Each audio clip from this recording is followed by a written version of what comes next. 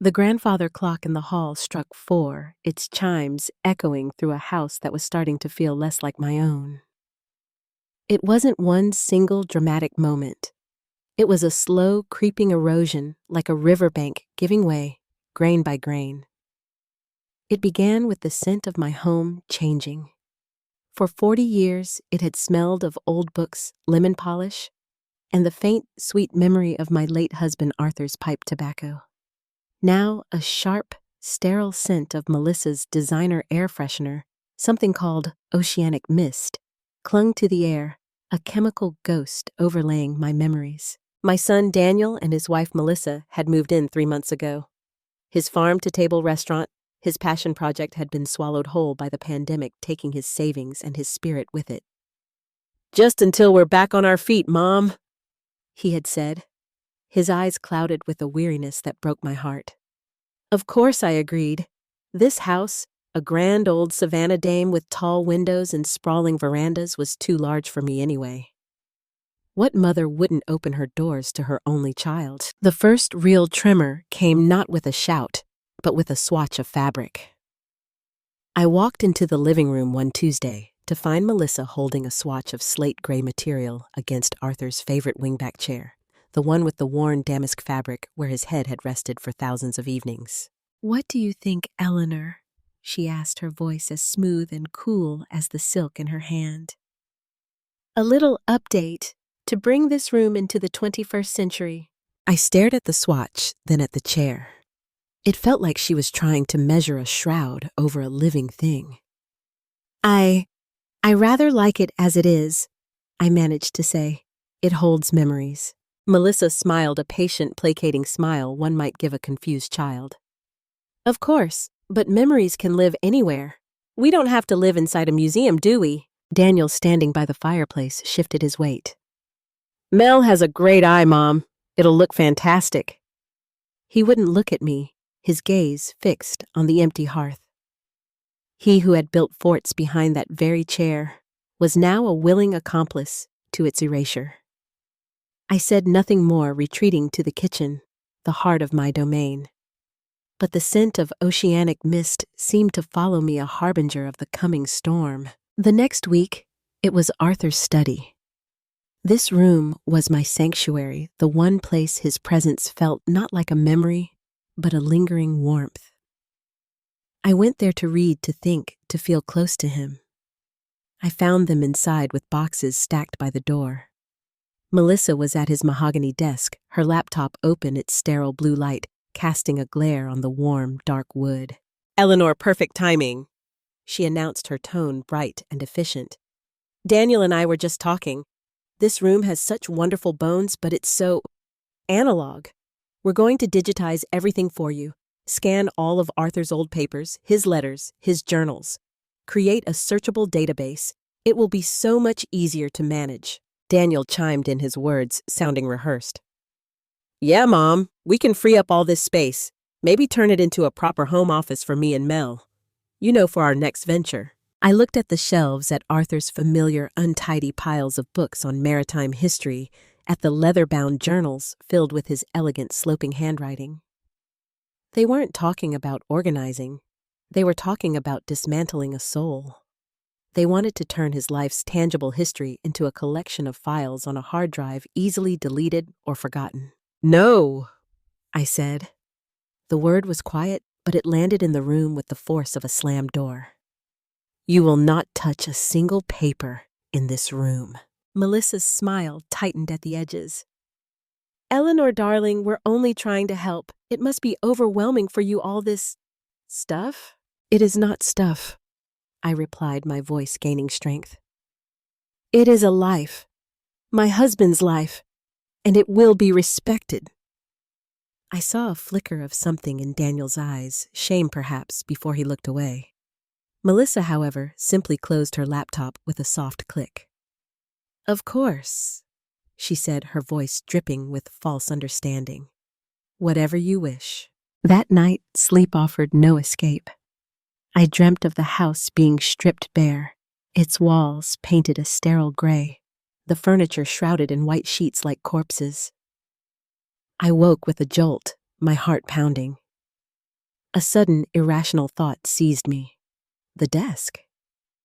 Arthur's desk had a small, locked drawer on the bottom right, a place he kept personal trifles, old fountain pens, a worn compass, his father's watch. I hadn't opened it in the year since he'd passed. The key, a small, ornate brass one, was always in the porcelain dish on his nightstand. I slipped out of bed, my bare feet silent on the cool, heart-pine floors. The house was quiet, breathing around me. I retrieved the key, its familiar cold weight, a small comfort, in my hand. In the study, the moonlight cast long shadows, making the room feel vast and mysterious. My hand trembled as I knelt and slid the key into the lock. It turned with a well-oiled click, but inside, it wasn't old pens or a compass. There was only one thing, a thick, leather-bound journal I had never seen before, and resting on top of it, a single folded piece of paper. I unfolded it. It was a letter addressed to me in Arthur's hand. "My dearest Eleanor," it began. "If you are reading this, it means you have felt the first tremor and you have started to search for answers. Do not doubt your instincts. They have always been your greatest strength. The fortress I have built for you has many walls, but the key to all of them is knowledge. Read the journal, and then call Mrs. Harris. Trust her. Trust yourself. I am with you, always." My breath caught in my throat. This wasn't a relic from the past. It was a message, a warning, a set of instructions left for me by the man who knew me better than anyone. The fortress. What did he mean? My fear, which had been a vague, unsettling fog, began to crystallize into a cold, hard resolve. I sat in his chair, the journal heavy in my lap, and under the pale light of the moon, I opened the first page and began to read. Arthur's journal was not a diary of daily events, but a log of his thoughts, his worries, and his strategies. His handwriting, usually a graceful flowing script, was tight and controlled the words of a man preparing for a battle he hoped would never come.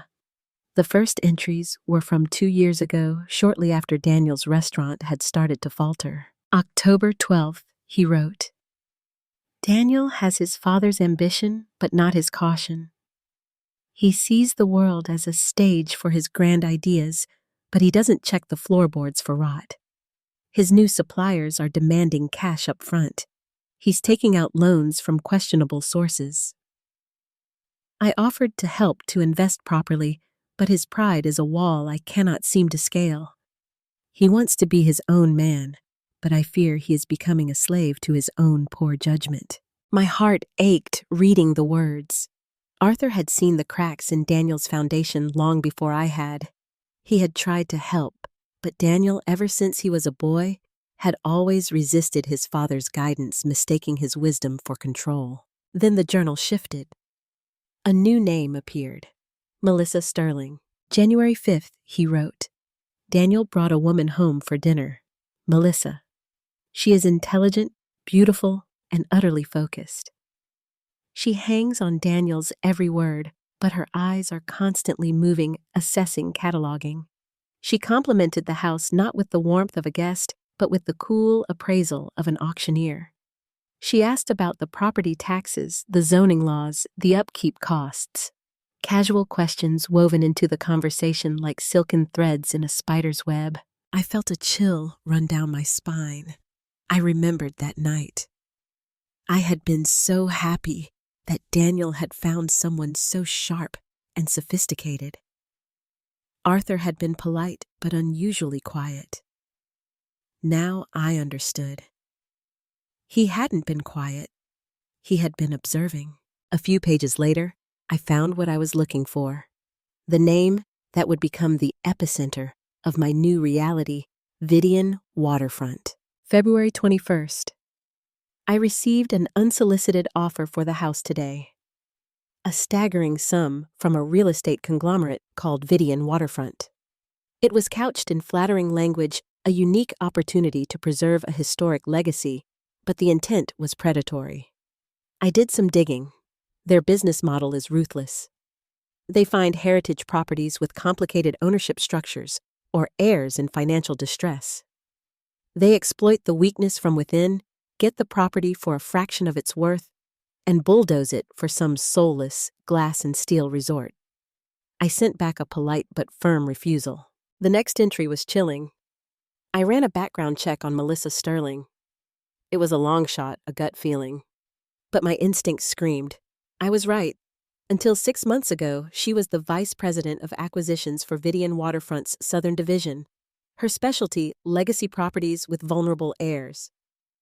She didn't meet Daniel by chance. She hunted him. I had to put the journal down, my hands shaking. The whirlwind romance, the quick marriage, Daniel's deepening financial crisis, it was all a lie.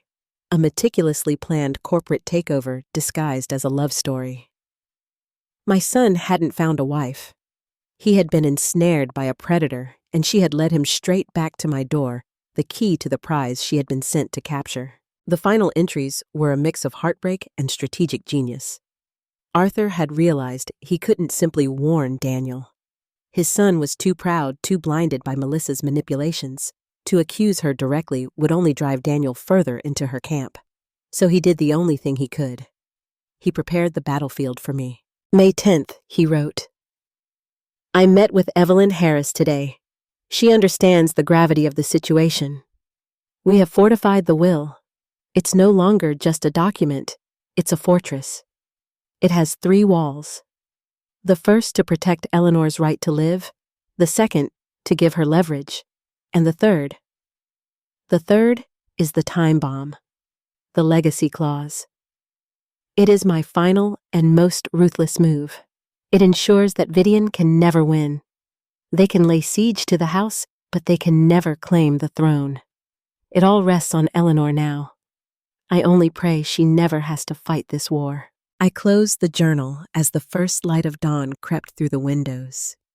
The grief I felt was immense, but it was overshadowed by a profound, empowering clarity. Arthur had not left me alone. He had left me an arsenal. He had armed me with the truth and pointed me toward my general. I didn't wait. At 9 a.m. sharp, I called the law offices of Harris Finch and Associates. My name is Eleanor Whitford, I said, my voice steady and clear.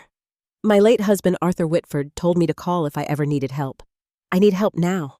Mrs. Harris's office was a bastion of quiet power, filled with the scent of old paper and the weight of precedent. She was a woman in her late 50s, with eyes that saw everything and a calm, reassuring demeanor that belied a mind as sharp as a steel trap. She listened without interruption as I laid out the story, sliding Arthur's journal across the polished oak desk to her. She read the key passages, her expression unchanging. When she finished, she looked up at me, a glimmer of deep respect in her eyes. Arthur was one of the most brilliant men I have ever known, she said softly.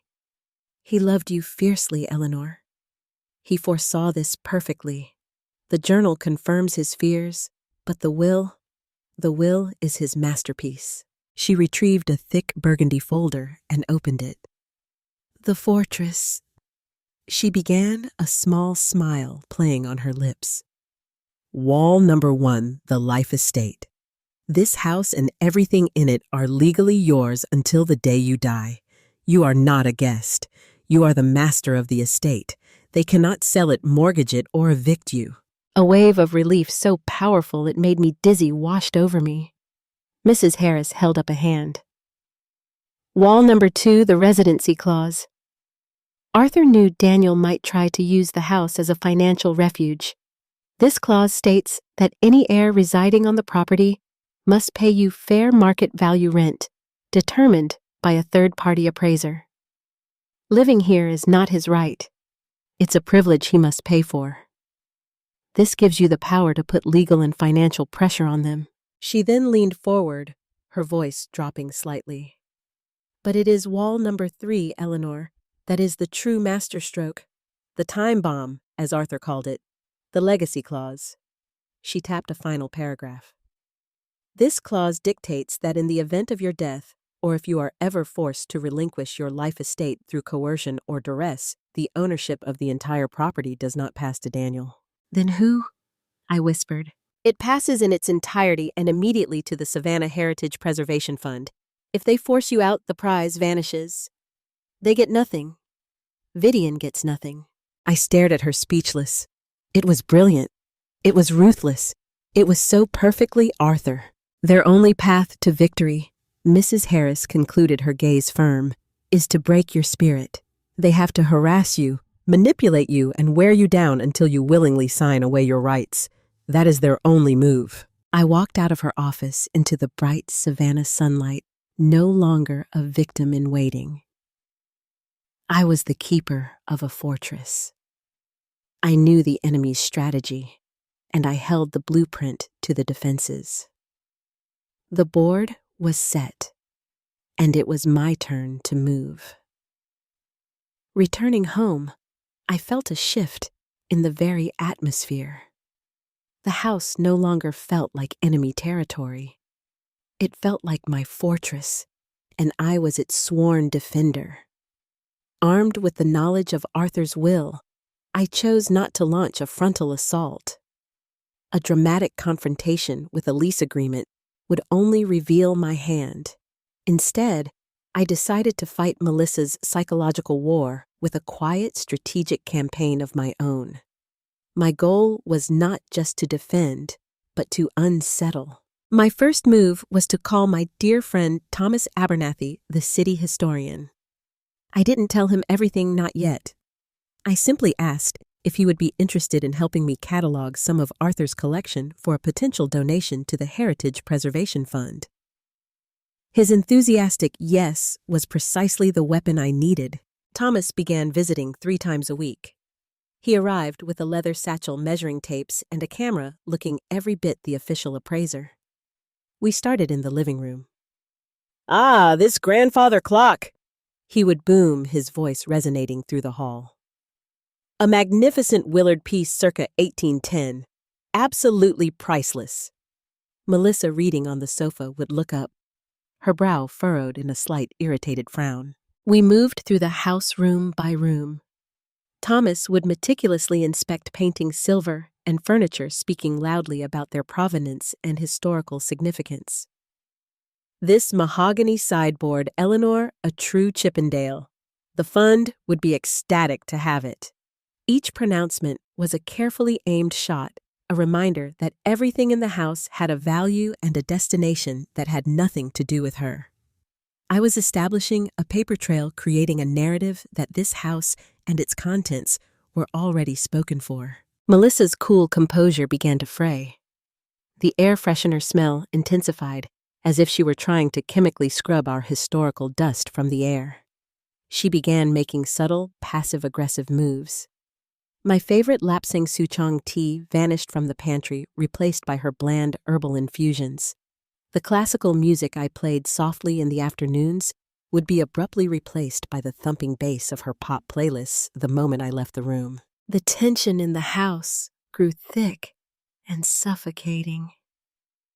Daniel was a ghost caught between his wife's agenda and his mother's newfound, unshakable resolve. He looked pale and stressed, the circles under his eyes darkening by the day. He tried to speak to me once in the kitchen. "Mom, what's with all this cataloging? Are you planning on selling the house?" I looked at him, my voice calm. "I am simply putting your father's affairs in order, Daniel. It's important to protect his legacy." The word legacy hung in the air between us, heavy with unspoken meaning. He flinched and retreated without another word. The breaking point came on a Thursday evening. I was in the garden when I saw a car I didn't recognize, a sleek black sedan with tinted windows, park across the street. A man in a dark, impeccably tailored suit got out. He didn't approach the house. He simply stood on the sidewalk, hands in his pockets, and stared. There was a coiled, predatory stillness about him that made the humid evening air feel suddenly cold. Just then, Daniel came out onto the veranda.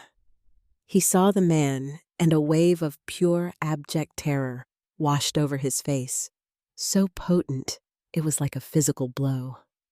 The color drained from his cheeks. He stumbled back a step, his hand gripping the railing for support. "Mom!" He hissed, his voice tight with panic. "Go inside, now. Lock the door." He scrambled down the steps, his hands held up in a placating gesture as he approached the man. I didn't go inside. I stood partially hidden behind a large camellia bush, my heart hammering against my ribs. I couldn't hear their words, but I saw Daniel's frantic, desperate pleading. The man in the suit remained impassive, an icon of dangerous authority. He let Daniel talk himself into an exhausted silence, then said a few quiet words. He placed a hand on Daniel's shoulder in a gesture that looked almost paternal, but I saw my son recoil as if he'd been struck. The man then turned his head, and for a terrifying moment, his cold, empty eyes met mine across the lawn. It was an assessment. He was sizing up the obstacle. Then he gave Daniel's shoulder one last firm pat, got back in his car, and drove away. Daniel staggered back to the house, his face ashen. He looked utterly broken. The anger I had felt towards him dissolved into a sickening pity. This wasn't the behavior of a greedy son. This was the terror of a trapped animal. That night, my resolve hardened. It was time to end this. I crept into the small office they had set up. I didn't know what I was looking for, but my instincts, the ones Arthur had trusted, were screaming. In the wastebasket beneath a coffee-stained napkin was a small crumpled piece of paper. It wasn't a threatening note. It was a formal meeting reminder from a law firm I didn't recognize, re-outstanding balance and final settlement options. At the bottom, a name was scribbled, Mr. Russo. This was no ordinary debt. This was something organized, something that required lawyers and men in tailored suits who unnerved people with a single glance. I took the note. The next morning, I didn't call Mrs. Harris. I called Thomas.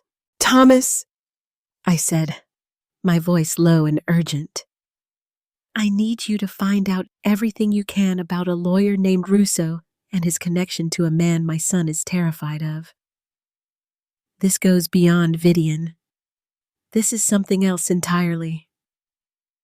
I knew my old friend with his historian's mind and his deep connections in the city's underbelly would know where to dig. The siege was about to break. It was time to bring the full force of Arthur's fortress to bear. The final confrontation was set for the following evening. I called it a family meeting to discuss financial matters, a sterile phrase that ensured their attendance. The venue was Arthur's study. His portrait above the fireplace seemed to watch over the proceedings, a silent, knowing patriarch. I sat behind his grand mahogany desk. To my right sat Mrs. Harris, a bastion of legal authority. To my left sat Thomas Abernathy, his presence, a quiet testament to the history they had tried to erase. We were a united front. Daniel and Melissa entered faltering for a moment at the sight of my assembled council. Daniel looked like a man walking to his own execution. Melissa, ever the performer, quickly composed herself. "Mother," she said, her voice smooth. "What a formal gathering. Is everything all right?" I didn't answer. I let the silence stretch a tangible weight in the room. Finally, I opened a folder and slid a document across the desk.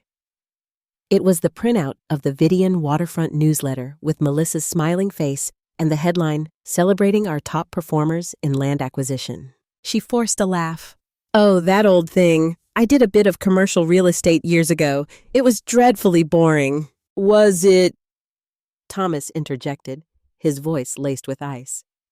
Because my sources tell me you are Vidian's star player known for aggressive tactics in acquiring legacy properties with vulnerable heirs. A specialty you brought to your marriage, it would seem. Melissa's face paled. Before she could respond, Mrs. Harris slid a second document across the desk. The architectural plan for the resort with my home labeled the Crown Jewel Villa. That's when Daniel broke. The web of lies was too dense, the truth too brutal. He stared at the plans, then at the picture of his wife, the corporate predator. Melissa. He whispered, his voice cracking.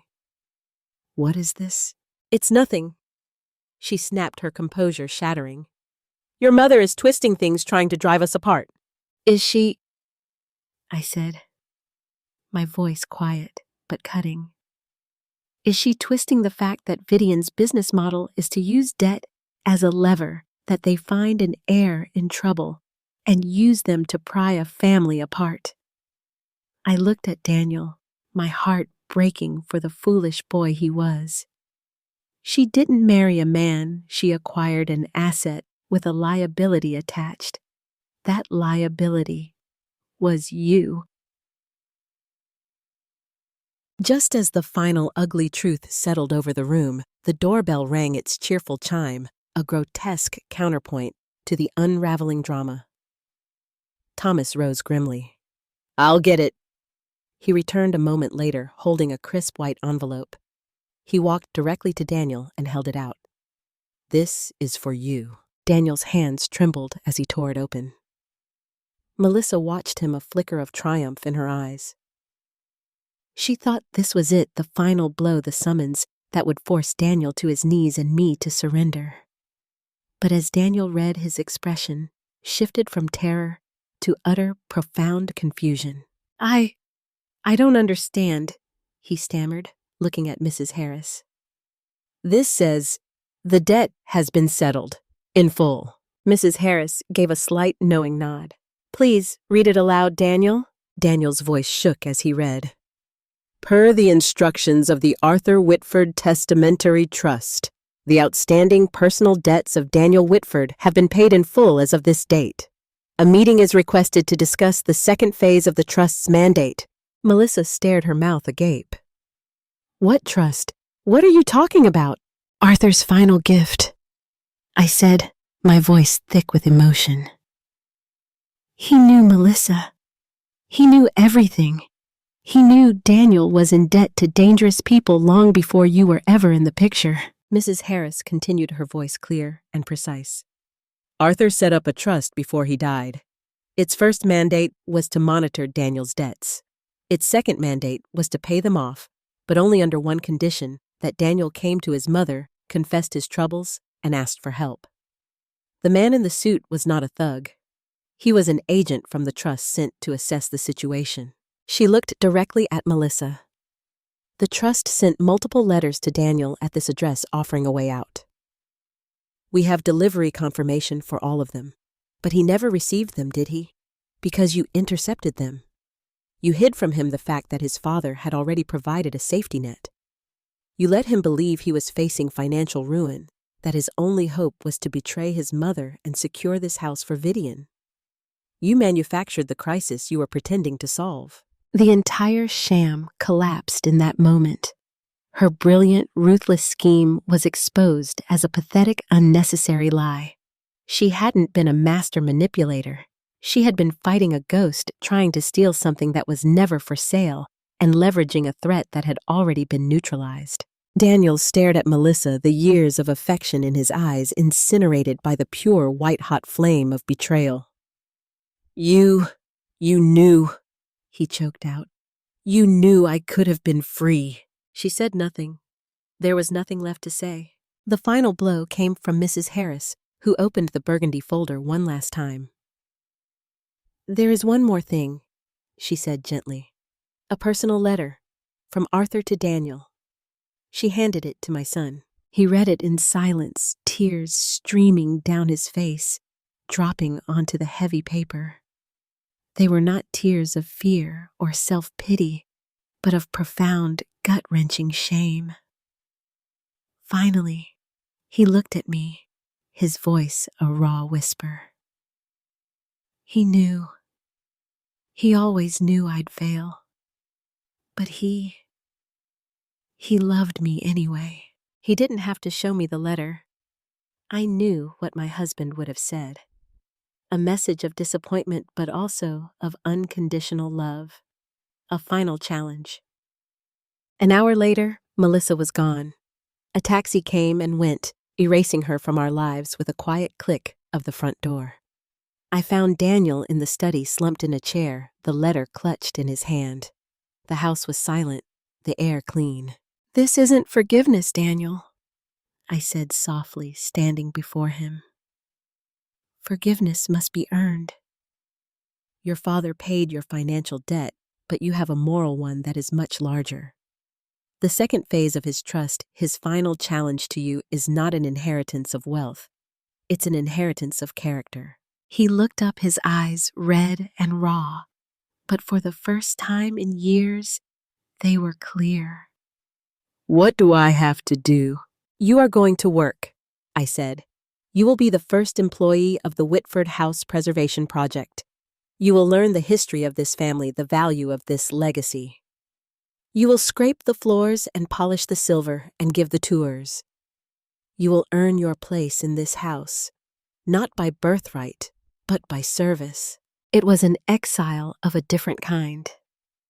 Not casting him out, but binding him to the very legacy he had tried to sell. 6 months later, spring had arrived, washing Savannah in a riot of color and life. The ground floor of the house was ready for its first public tour. The lawn was a perfect emerald green, and the air smelled of jasmine and fresh paint. Daniel, leaner and quieter, his hands calloused from real work, stood on the veranda beside me, looking over the gardens. He had not spoken of Melissa. He had not spoken of the debt. He had simply worked day in and day out, with a humble, focused diligence I had never seen in him. "The first tour group arrives at 10, he said, his voice steady. I think Dad would be proud." I reached out and placed my hand on his. "He already is, Daniel," I said. "He always was. He was just waiting for you to be proud of yourself." I looked out at the river, sparkling in the morning sun. Arthur had built a fortress to protect his legacy.